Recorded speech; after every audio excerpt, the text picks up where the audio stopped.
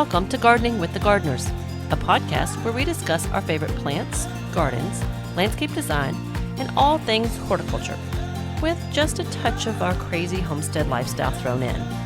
I'm one of your hosts, Matthew Boone Gardner, a horticulturalist, landscape designer, and fourth-generation owner-operator of Boone Gardner Landscape. And I'm Hope Gardner, Matt's wife, a horticulturalist with our local county extension office, as well as a landscape designer with a family business. And together, we make up Gardening with the Gardeners.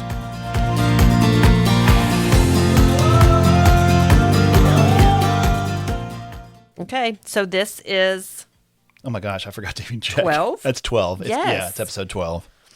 Okay. That's awesome. We're starting to move along here. Yeah, it's fun. It is fun.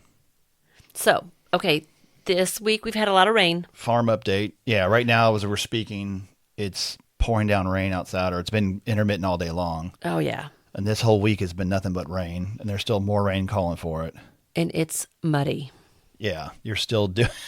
I'm still doing all the farm chores. Still, yeah, my knee is still healing, but we're getting better. And so this morning I'm having to carry 50-pound bags of feed out, and it is so muddy. I have to get a hoe and start trenching for the water to make like one solid path down because it's just saturated everything. You're like World War I trenches. I mud. need them. Yeah, about that Just don't deep get too. trench foot with all the mud.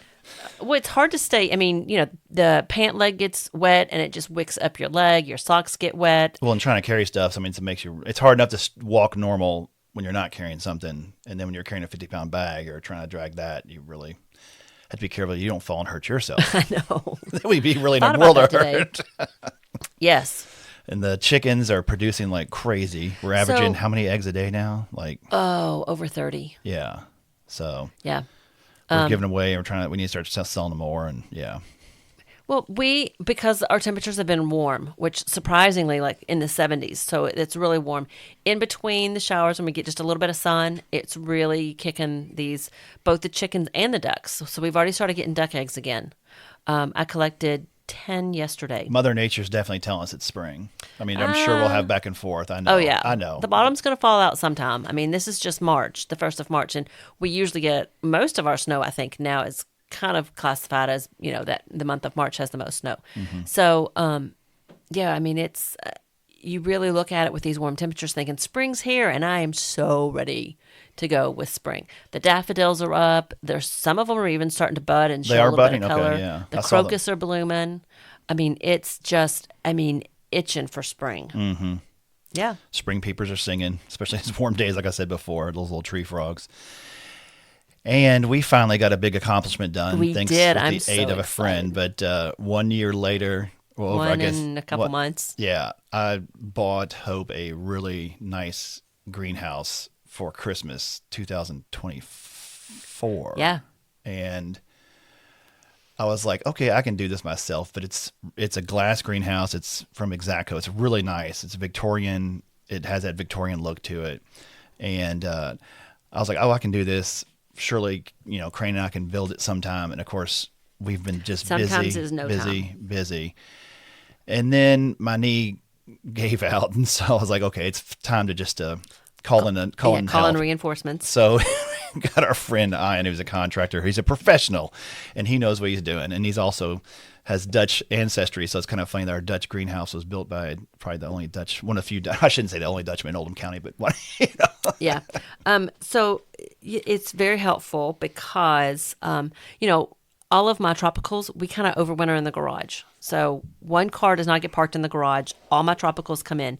And so we have, in fact, I think it was 24 that we actually lost all the tropicals. And so that's when you kind of decided to, you know, to pull the plug and go ahead and do this.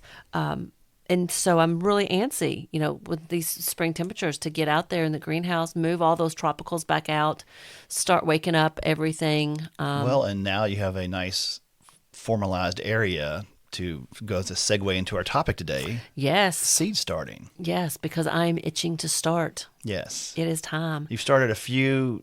You kind of are putting some of your dahlias. I'm waking up some dahlias. Yeah. Mm-hmm. I can't wait. I'm probably going to start taking cuttings here very soon, which I have to admit, I have never done cuttings for dahlias, But talking to some of the other big dahlia growers, they really kind of got me excited about trying it this year. I'm sure it's pretty easy. Yeah. So I'm going to propagate some of those, get them, wake them up, get them started, and then I'm going to start seeds.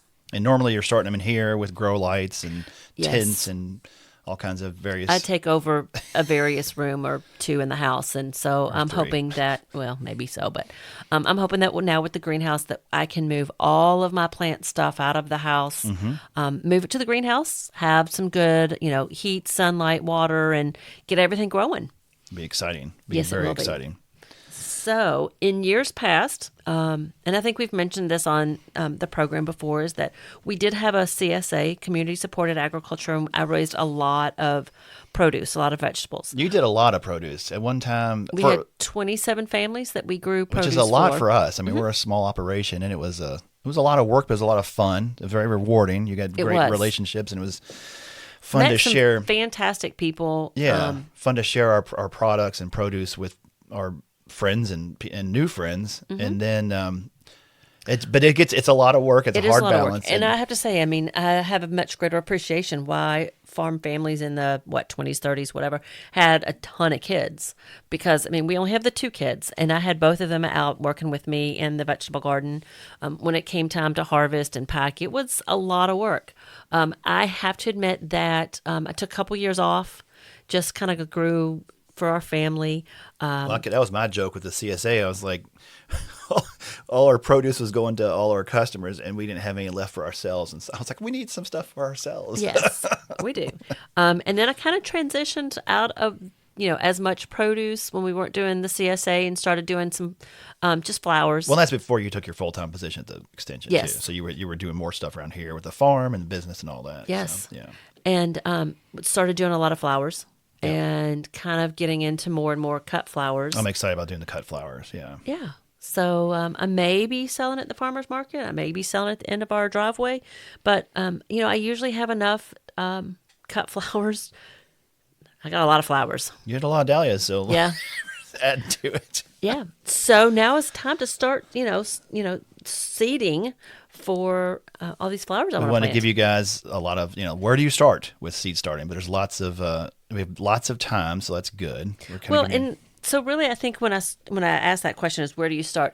Do you want to start with the vegetables, or do you want to start with, the cut ornamentals, flowers? yeah, flowers. So really, kind of what your focus is, what you want to do, because I have to admit, there's no reason to really start a bunch of vegetables if you don't like to eat vegetables. To eat them, yeah. To do vegetables. And I guess the number one first thing you have to figure out is your frost date, your final frost date. Frost date, growing conditions, how much you need. And it's funny because when we had the garden center, people would always get very gung ho and very excited. I mean, Oh my I was gosh, at yes. Costco like 2 weeks ago. They're and probably people- selling geraniums. They were, I don't know what, I can't remember what all they had, but they had some palms and people were walking out there with palms and other things. in the snow. Yeah. And I'm like, our garden center, we would really be careful and follow the frost-free date. And it frustrated a lot of our clients because some of the other garden centers, I won't name their names, they're good garden centers, but they would get excited and they would just go ahead and buy stuff in and bring it in. Well, it depends on, do you have that mentality of your customer wants it, sell it? Or do you say, horticulturally, that's not responsible That's because what if we we- have a frost, your geraniums are not going to last if we have cold temperatures. Unless you're going to haul them in Unless and you out. want to buy them again. So literally our frost-free day, it's just the easiest thing that our mantra is always say after Derby, after Derby, after Mm-hmm. Derby. And still, according to this chart, I mean, we're April 30th to May 5th is usually our frost-free date. I've That always can- said, that May 12th. I know, May because you like to 18th. you like to be safer, which I don't blame you because we've had, We've had snow after Christmas, Yeah. not that long ago. yeah, after Christmas. I mean, after Christmas. Oh my gosh. It's been a long day. After Derby, Yeah. we have actually had snow. I've been to Derby when it snowed on us. Oh, we're sitting And there all then dressed up and getting snowed Since on. we've been here on this farm, we've had snow after Derby. Mm-hmm. Yeah, you always like to play more cautious, which is a better practice. Because then you're not having to scramble as much. And you can get them out there in the nice warm weather. So you would Yes. always say probably at second week in May, and sometimes, and obviously, any time in May. But I guess that leads me to your next most important point is when you check your seed packages.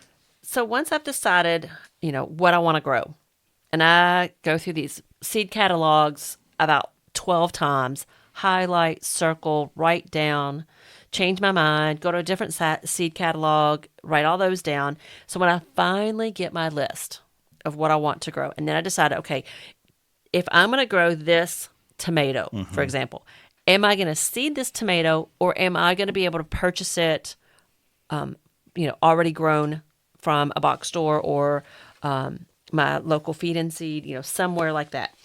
And then, so when I decide that I'm going to, I have my list of seeds and I get the seed packet, you're actually going to be able to read on that seed packet, is that a direct sow, or do I need to start it, 6 to 8 weeks before your last frost date? It's very important to know when to start those seeds. Some of them are going to take 12 weeks. And let's talk before. about direct real quick before you go that. I'm sorry to interrupt. Let's explain direct sow versus starting and then moving the plant out. So I am going to, say beans. All of my green beans, I'm going to put directly in the garden. It's not really going to do me a whole lot of good to try to seed those ahead of time. I mean, I can. They're nice big seeds. They're big seed. They're easy to plant. Easy to plant. Corn is the same way. Yeah, you can just put it. That's what I mean, direct sow. So it goes Yep, directly into the garden. in your garden bed or your raised bed, your container, or whatever you may use. Yes. Then there's a lot of plants that you have to start seeds early. And it could be of numerous reasons. The number one, the seeds are small, or the new plants when they first germinate are very fragile and they need to harden off. Well, and a really big thing is they won't, if your soil temperature is not 70 degrees or above, they're not going to germinate. They'll just sit there and stall out. Yes. Then, So if you have to wait until your soil temperature gets to 70 degrees and then you seed the plant, it may not have enough growing time Exactly. to produce the fruit or the vegetable, what it is really, for us to, to be Yeah. able to harvest it. Yeah. So we have to start earlier, which means some seeds have to be on a heat mat. Some seeds you have to cover with soil so it's dark for them, whereas others you don't cover. You lay them on top, maybe just a little bit just to hold them down in place so when you water it doesn't wash them away. But they need light to germinate. So there's a lot of different methods of handling your seeds when you're starting to seed them. Yeah. And like you said, I mean, you're perusing the catalogs now. You're getting inundated. You've gotten all those in the mail. Other people are too, probably. You go to your local, our local feed and seed. Steve was putting his seeds out last week. I went there. He was excited because he's putting the seeds out. And, the garden centers are. And so, now's the time to start thinking about that and pick out Yes. your varieties and then read your pack. Well, and I have to say, along with that, I know I've mentioned this before in another podcast, but I'm one of those that I lay out my garden beforehand. So I have my garden already laid out, designed where, I know where my tomatoes are going to be planted. I know where my beans are going to be planted. I know how many. And then you do that chart, that kind of like a spreadsheet of like the start dates. Yes. And that just helps me know ahead of time, kind of, that's my roadmap. That's the game plan that I'm going to have for the year. So when I go to start seeds, I know that maybe I'm going to start 24 tomato plants because I do want a couple extra if something goes wrong. If I have to worry about dampening off, which we'll talk about later, but if something happens to that, I've got a couple backups. Yes, I can always find a friend to give an extra tomato plant to. exactly. And, there's a lot of times that if I have a total crop failure, I know I can go buy them someplace else. But I like the enjoyment of starting on myself. Yeah, you can buy the tomato starts at a garden center instead of doing it from seed yourself. Yeah. But it's fun to try, do it for seed. I'm going to have my, my design of how I'm going to lay out my vegetable garden because I want to rotate my crops from year after year. So this, 26, I have my garden layout. I know how many of each plant I'm going to start. And then, now it's time to get started. Yay. There's a lot of different types of, There's tons of charts and information online. I mean, obviously your office, the extension has those. But I mean, honestly, just if you know what seed you're going to use, again, refer to the seed packet. And so then then count. the nice thing is every county has a county extension office, and UK creates this publication, and I mean it's a big, thick book, really, of home vegetable gardens. And so it's going to give you all that information. It It's a gives real you your nice, seed thick book, start. yeah. It gives you your frost date. There are 3 different kind of growing zones in Kentucky. You know, we've got Western Kentucky, Central Kentucky, and Eastern Kentucky. And because the growing conditions are different in each of those areas, it guides you on, you know, which area you're in and then which dates that you need to be familiar with. And then it's going to give you kind of some, you know, guides and tips on how to grow these crops and how to get them started. So if anybody's out there that, you know, really wants to get into vegetable gardening and maybe has a couple questions, go grab that home vegetable garden guide. It's a great resource. It is a fantastic resource. And that's online too, I think, isn't it? Yes, Yeah. you can actually get it online. It's sometimes a little tricky maybe to find. To manage a To PDF and me, stuff. I'm still old school. I want the paper. I want to be Yeah. able to flip my pages and mark them and tab them and everything. But you can get it online. Yes. So that's a great reference. There's obviously great books out there. And back to the seed packets, you know, the information that you're going to get off of that. So you got the direct sow or start indoors. We talked about that. Mm-hmm. You know, do you sow the seeds on top of the soil? We talked about that. Mm-hmm. How deep do you plant the seed? So, real quick, a little rule of thumb that you can typically go by. Now, there's always something out there that's gonna, you know, kind of buck that that idea, but you always plant twice the size of your seed. Mm-hmm. So, if you have lettuce that's teeny, teeny, tiny, you know you're not going to put that 1 inch to 2 inches down in the soil. If you have something big like a lima bean, that's going to go a lot deeper. Mm-hmm. So, the size of the seed will typically help you get a general idea of how deep you're going to be planting that seed. Yeah, because some of those little itty bitty seeds, you really just You can't put even 'em- see You 'em. put them right on top of the surface, basically. Yeah. And then obviously, does it need direct sunlight? You know, what kind of lighting conditions? Those pay attention to that. How many weeks should you start the seeds before the last expected frost? We discussed that. And how many days until germination? So that's another one that's it's really interesting because some seeds can take a long time Long. to germinate. Some seeds really take a long time, like Rhodia japonica. We're totally going a different direction here, but that is the really cool shade plant that we like, the Japanese sacred lily. Yes. And it's hard to grow from seed. Most of the time you just divide it, but you can do it from seed, and I've done it. But it takes over 2 years for those seeds to sit in the greenhouse and go through that process.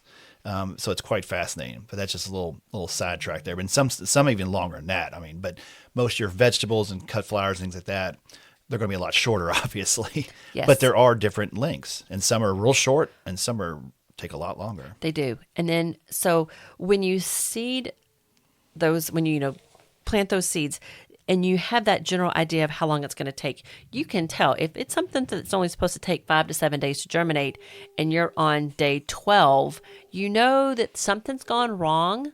You may want to reevaluate how, the techniques that you used. Maybe you need to do some bottom heat to make sure that your soil is warm enough. So, that's kind of some clue. That seed packet will tell you how many days it takes to germinate. We're in our studio in the basement. I don't know if you guys can hear the dog barking or not, but our dog Amelia is barking at our daughter who just got home. So. Yes. Who needs an alarm system when you have the dogs? And you talked about whether the seeds need warm soil, a heat mat, or whatever else. Yes.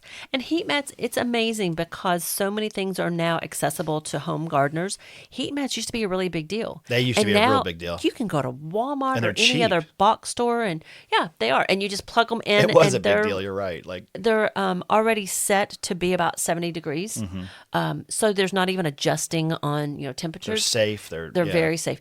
It used to be years ago, like years and years and years ago, people would use the heating pads, the medical type of heating pad, and you had to be careful because those are not allowed to get wet. Yeah, you could really cause a real problem. Yeah, and they're not. You can't calibrate those to be a certain temperature. No, they get hotter than And so a lot of times you would just bake your seeds. So we're really, really fortunate that, grabbing a heat mat at just a garden center or a box store has just become very, very, easy to do now, as well as the grow lights.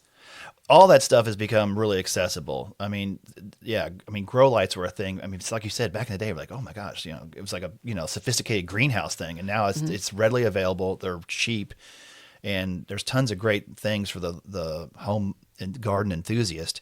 And that kind of goes right into what's next as far as like what you start your seeds in. And now there's all kinds of great, easy to trays and Yes. I mean, stuff that you would have to usually get through greenhouse supply companies are now available to the general public. So I remember as a kid, we would get those little pellets that were flat discs, Jiffy pot, I guess. the Jiffy pellets. Yeah, And you would soak them in warm water, and they would expand. I thought that was the coolest thing as a kid. It is. I still love doing it's it. cool. But that was a real easy way, and especially for kids to do that because they could see it. And then you would just put your seeds in there and let it go.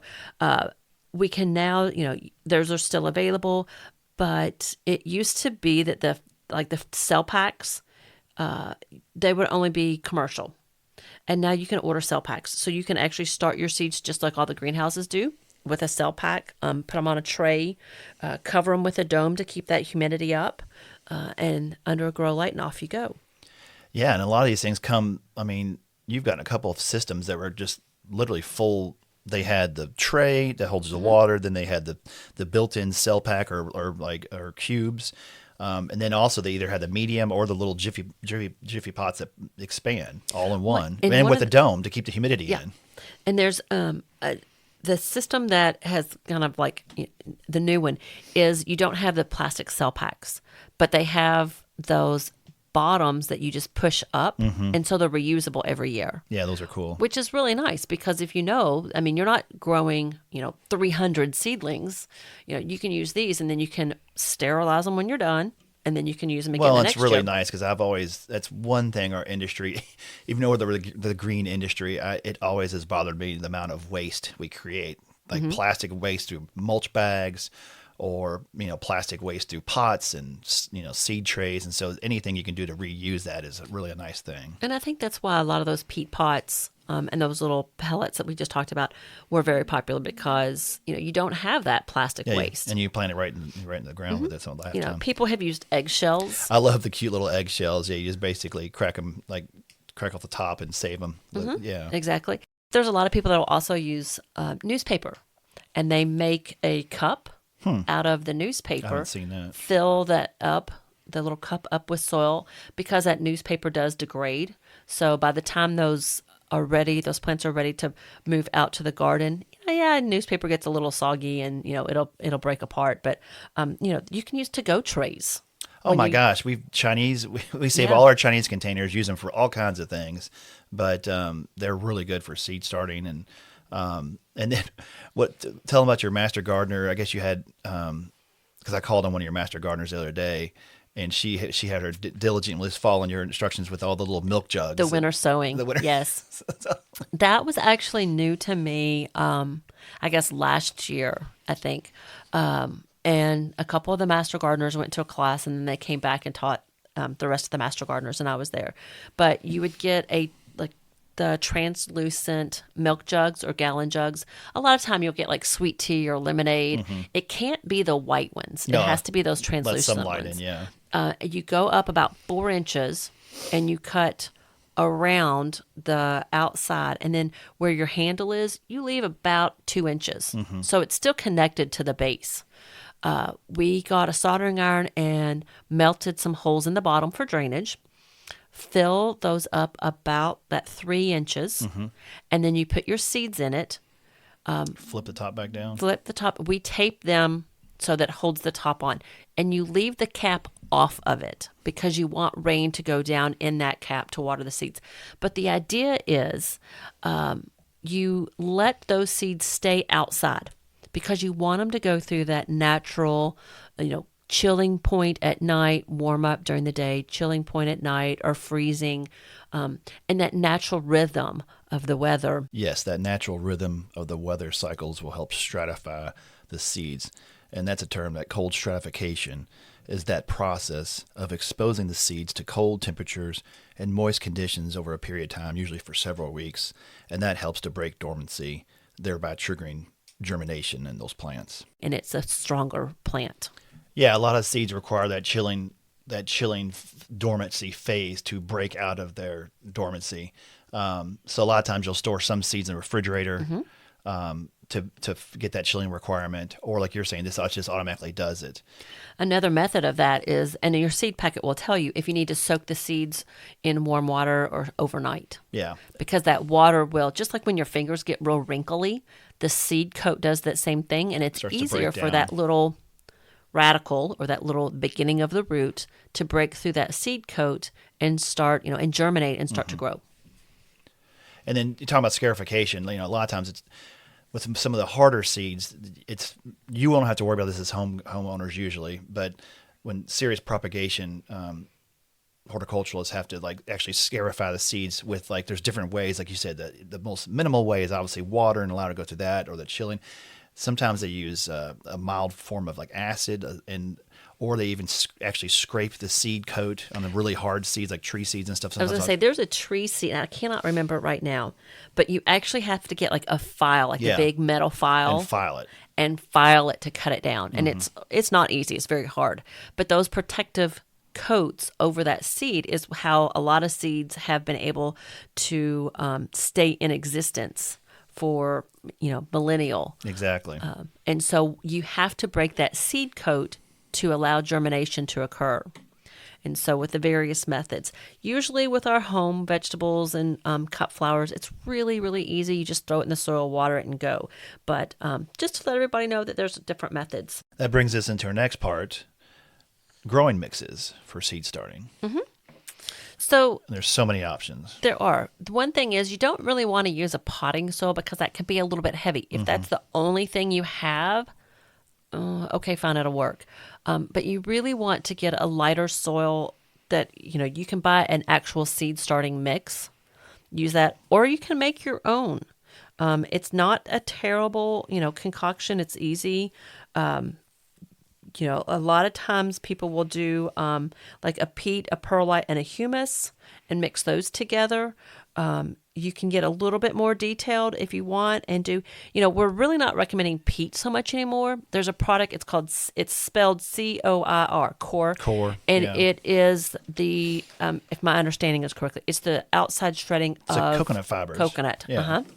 Yeah, that's exactly what it is. And that hairs. uses, it's a much more responsible. It's a more reusable. Reusable. The problem is peat takes a long time these peat bogs to form because it's basically the carbon breakdown of plants and all kinds of things over the years, and it takes a long time, and so it's not as sustainable as. We're running out of the peat bogs. Yeah. So they're really trying to get us to use the core, which is a very similar product. I mean, not similar as it's not the same, but it works the similar way as peat does in the soil. But you can use that with compost, and then get a green sand is a product that just keeps things kind of loose, which is really the thing because you want those teeny tiny roots to be able to go through that soil easily. But then you want to use some kelp meal, some vermiculite, things like that. These Sand. Roots don't need a lot of nutrients at this point. And in fact, you don't want to fertilize them because they should have as much they have the nutrients built up inside there. Inside the seed, yes. Yeah, the seeds, just think of a seed like an egg. It's like a little embryo that's coming out. And so it has what it needs to grow. Now, if you are going to do something like soil blocking, and that was new to me a couple years ago, and it does take a different combination than what just a seed starting mix. Because you don't want it to be so loose it just falls apart. You want a little bit of stickiness to it, I guess. Yes, but it also has to hold a little bit more moisture because it's not like you're taking the soil and putting it in like a cell tray. Yeah. These are just blocks of soil that are independent. So there's air all around them. And it really does cause for, it allows for a stronger root. But you do have to be careful because you have to, they have to stay in the shape and they have to hold the moisture that plant needs. So if you're interested in soil blocking, there's a ton of information online. I can go over that with anybody that wants to call your local extension office. There's tons of ways to get more information on soil blocking. Email us at gwtg@gardener.com. Send us questions. Send us questions. Yeah. But you do have to have you got that cool a piece device. of equipment that creates those squares, that it kind of packs it in. Yep. And then it's like a plunger where you just, pull the handle and it releases them down. Yeah. So it's really neat. It's kind of, like I said, it's kind of new to me. I know that there's a lot of people that have been doing it for a while. I really, really like it. Yeah. And I think, if you're just starting out to this, you're new to it, I think you get by a pre-made. There's nothing wrong with buying a pre-made seed starting mix. Oh, gosh, no. Keep it simple. Don't go crazy. And then as you get more sophisticated, then you can make your own homemade recipe or refer to this one we're talking about here. But to start your seeds, it's best to go ahead, like I said, to do a seed starting mix instead of just a potting soil Yeah, mix. absolutely. Absolutely. Yes. And we've kind of already talked about the heat talked about mats heat that they mats. sit, that those little trays sit on. Some, like we said, some seeds don't need light, others do. But of course, once they germinate and you start having, those the seeds starting to grow and you've got green leaves, the first thing that comes up is called a cotyledon, and that's actually the two sides of the seed. And then from there, you get your first true seed after that. First true leaves. First true leaves. Yes. After that after the cotyledon. cotyledon, yeah. And so most people see, oh, I've got leaves. And those Well, aren't- yeah. It's not yet a Technically. leaf. Yeah. So once you get your first true leaf, you really have to watch to make sure that you have enough sunlight for them to create the photosynthesis. Yeah, because they're going to start getting busy working. So. Yes. And that's hard work. And so if you don't have like a sunny location, like a nice windowsill or something like that, you might want to talk about those grow lights we talked about. How Exactly. And like I said, they're very accessible now. And they don't have to be huge grow lights. and they're proper small. full spectrum light. Yeah. I actually have 2 grow lights in my office that are just regular light bulbs. Yeah, just screw into your lamp. Yep. And so they don't have to be anything super fancy. And then you've got some of the other ones. They're like the strips. They're LEDs. Oh, yep. I've got the LED. It's like full they spectrum. don't get hot. They're super cool. They don't No. and they're easy. And they're like a nice strip. And you used those for your seedlings before. If you have those little devices that you plug into the wall and then you adjust Set the your time timer. so that it can go on and off automatically. And you want 16 to 18 hours of Yes. light, and then 6 to 8 hours of rest. Exactly. Trying to mimic that natural cycle. Right, to the natural cycle of sunrise and sunset. So that's the easiest thing to do, I think, is just to put it on an automatic timer.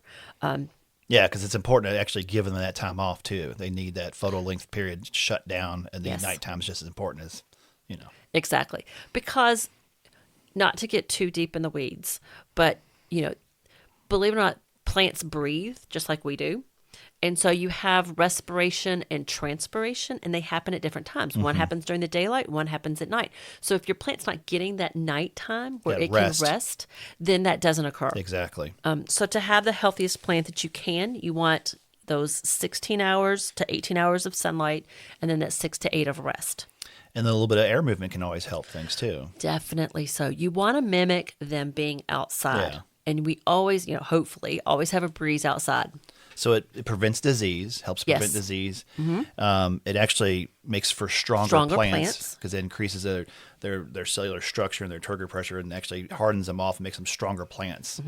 And helps control fungus gnats, which are a horrible bane of existence when you're trying to seed start stuff. It seems like they almost always come around. They do. And there's all kinds of different theories on how to get rid of them or how to control them. And, really, I think if you have, you don't want overly moist Yeah. soil, and you want that air movement, that fan, just a light breeze. It doesn't have to be on high. And if you put it even on low, it doesn't have to be right on the plants. You don't want to blow them, down. But just Just a having that light, yeah. movement, just so that you, see those leaves just move just a tiny little Well, like bit. you said in your office, you use like an oscillating fan, so it just kind of, it's not just blaring on them the whole time. It's going back. And I don't have it on every single day. No. I forget a lot of times, but you do want that. And that also helps prevent that, having that fan also helps prevent algae growing on the soil as well. Yes. So when we talk about disease, the big disease that we have to really consider at this stage, Fungal. well, it's that fungal, it's that Dampening dampening off. off. Yeah, which And is that's fun. where that little stem kind of rots right at the base by the soil. It's a fungus. It's just going to turn black, and then the plant looks great one day, and the next day it just kind of falls over instead. I'd say it's probably the number one reason people don't have success when they're starting seeds is dampening off. Yes. Yeah. And so all these things kind of help, not overwatering, let them dry a little bit, that kind of thing, and trying to prevent fungus from growing. Right. A little bit of sunlight. Yep. All that together. So we talked about how the plant itself, the seed itself, has enough energy stored up for that actual Initial, germination. yeah. So when do you start fertilizing? Usually when they get about 3 inches or so. Exactly. And you're going to feed them weekly until it's time to transplant. Yeah. At first, you're probably going to start with like a half dilution of Yeah, fertilizer. nice diluted liquid You fertilizer, don't need, gentle. these are little babies. Yeah, you don't want They to. don't need a whole lot. You're not going to go bombing them. No. Because you could burn them.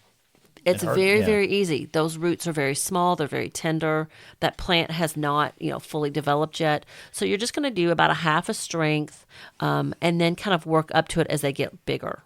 And sometimes you're going to have plants that do really, really well, and they're going to grow large enough that even though they're inside, they're going to outgrow either that cell pack or that little Jiffy disc, and you're going to have to pot them up into a bigger size.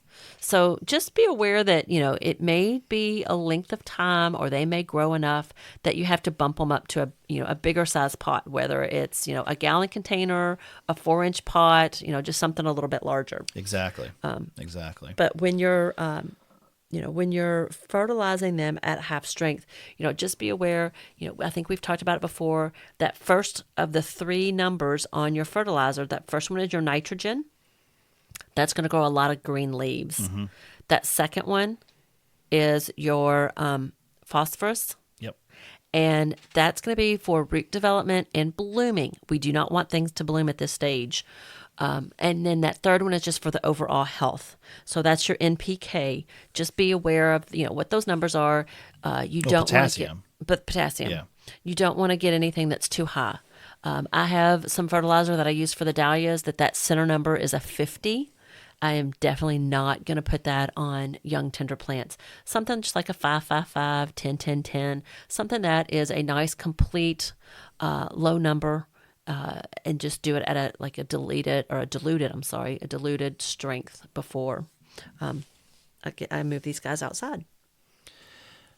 And speaking of moving outside, so once, not to be confused with dampening off, but hardening off is a good thing. So that's when your seedlings are of a certain size and you're ready to move them out. Your temperatures are warm outside. Once That's the those main thing. Make temperatures- sure we're yep. past the frost-free point. And then you gradually introduce these plants, these little seedlings, into the new environment. So what I mean by that is that let's say you have some nice little tomato starts. You don't want to just go put them on the driveway in full hot sun right away. You'll kind of want to put them outside, maybe even like a kind of a shady location, because they'll get just natural ambient light from even a shade area, and then gradually up that daylight, the exposure they're getting. As they get used to it, a few hours at a time. Even if you have them under grow lights, those grow lights do not provide the strength of the natural sun. Exactly. So you might be able to set those, after you take them out of a grow light and you take them outside, those might not need quite as much time, but they're still going to need hardening off.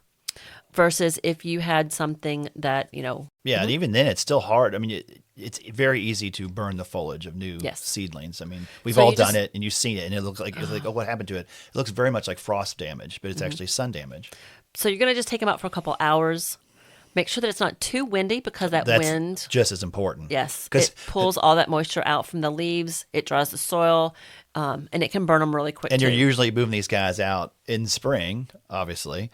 And so what do we have in spring? Thunderstorms with lots of crazy wind that can Oh my easily gosh, and rain. And so we've had it stuff out before where we weren't home, and all of a sudden a pop-up storm came and it breaks them down. It could break them in half. And it's just that wind very just knocks them over. yeah. And then keep away from pets and other animals like Okay. pesky peacocks. We have peacocks. Oh my gosh, our peacocks have done so much damage to seedlings and various new starts and things. It's So for frustrating. some reason, our peacocks like all of my cold crops, which are like my broccoli, my Yep. cauliflower. So if I buy plants in and I go and I plant a nice, and I mean, I have a straight line and I've got all of my it's broccoli. perfect.